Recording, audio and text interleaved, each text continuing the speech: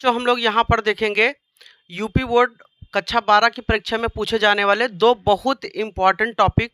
पहला क्या है विभव प्रवणता और दूसरा क्या है समविभव पृष्ठ। ये कई बार पूछा गया है। आइए देखते हैं विभव प्रवणता क्या है। इसकी परिभाषा कहता है कि किसी वैद्युत क्षेत्र में दूरी के सापेक्ष विभव परिवर्तन की दर को विभव प्रवणता कहते हैं। मान लीजिए ये क्या है, एक वैद्युत क्षेत्र है और इस वैद्युत क्षेत्र में हम दो बिंदु ले लेते हैं। एक मान लीजिए ये बिंदु ए और एक बिंदु हमने क्या ले लिया बी। अब यहाँ का विभव क्या होगा वी ए और यहाँ का विभव क्या होगा वी बी। अब यहाँ से यहाँ जब हम आते हैं तो इसका दूरी के रिस्पेक्ट में देखा जाए तो इसका विभव परिवर्तन क्या हो जाता है, चेंज हो जाता है। तो यहाँ पे क्या होगा वी बी माइनस क्या होगा वी ए, यही क्या होगा डेल्टा वी। लेकिन ये किसके रिस्पेक्ट में देखा जा रहा है, दूरी का। मान ले इनके बीच की दूरी डेल्टा आर है तो यहाँ से क्या हो जाएगा डेल्टा वी बटे क्या हो जाएगा डेल्टा आर। तो यही हम लोग कहते हैं विभव प्रवणता। तो वैद्युत क्षेत्र में दूरी के सापेक्ष जो विभव परिवर्तन की दर होती है वही बच्चों क्या कहलाता है, विभव प्रवणता कहलाता है। विभव प्रवणता बराबर डेल्टा वी बटे क्या होगा डेल्टा आर।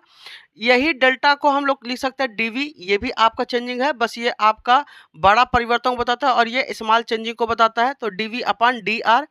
अगर यहाँ से इसका मात्रक देखे बच्चा क्या होगा, इसका मात्रक वोल्ट प्रति मीटर, इसका मात्रक वोल्ट हो गया, इसका क्या होगा मीटर, तो वोल्ट प्रति मीटर।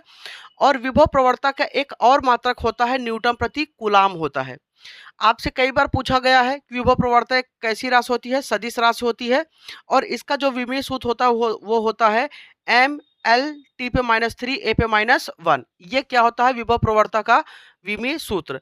तो ये बेटा टोटल विभव प्रवणता के बारे में था। अब हम लोग यहाँ पर देखते हैं कि समविभव पृष्ठ क्या होता है।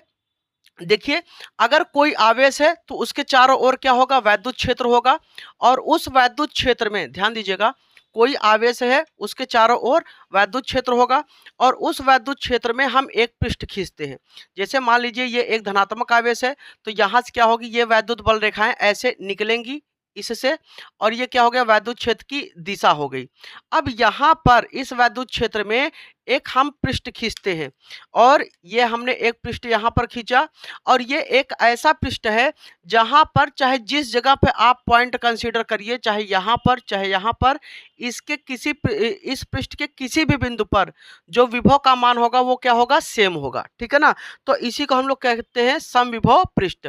मतलब ऐसा पृष्ठ जहाँ का विभव क्या हो एक समान हो बराबर हो तो उसे हम लोग क्या कहेंगे समविभव पृष्ठ कहते हैं। तो वैद्युत क्षेत्र में स्थित ऐसा पृष्ठ जिस पर स्थित प्रत्येक बिंदु समान विभव पर हो समान विभव समविभव पृष्ठ कहलाता है। तो यहाँ पर हमने क्या कर दिया, हमने एक दूसरा विभव हमने यहाँ समविभव पृष्ठ खींच लिया।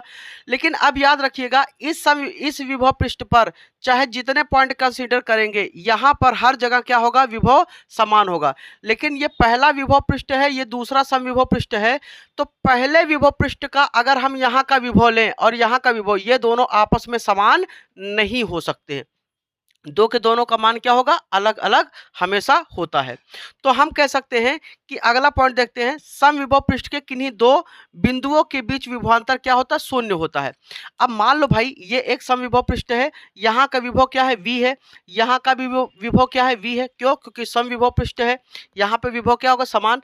अगर हम इनके विभव का अंतर अर्थात विभवांतर निकाले तो ये बच्चा कितना आएगा 0। तो यहाँ से जो डेल्टा v का मान है वो कितना आएगा 0 आए